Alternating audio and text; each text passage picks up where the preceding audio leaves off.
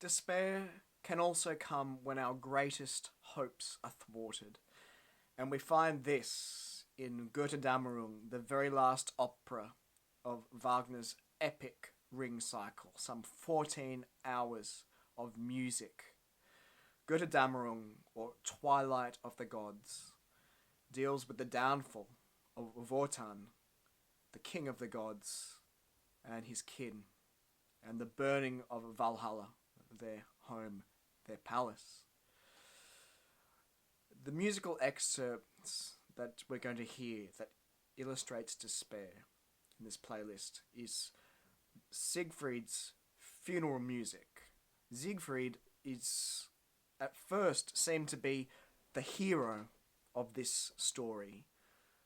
Wotan's grandson, who regained the lost ring of power, who was brutally betrayed and murdered. Now, I won't go into the whole story of this vast opera, but when hope is pinned in somebody, a character that many people feel sympathy to, and he dies under the most tragic and treacherous of circumstances, we feel a righteous despair, an angry despair, and this is the kind of angst and anguish that comes out of despair that I wanted to show in this excerpt.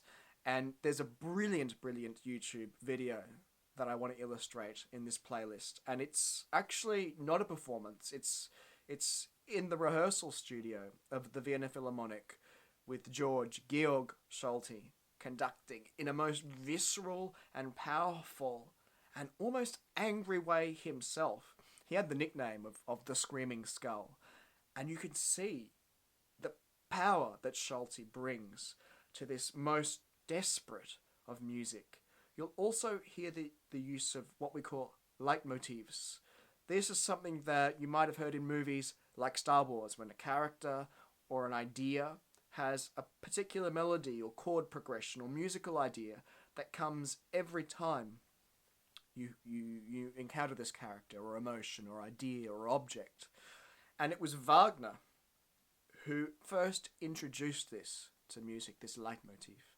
So you'll hear Siegfried's own leitmotif, noble and haunting, as well as his death, and countless other ones that tell this story of the funeral music and the death of this character, Siegfried.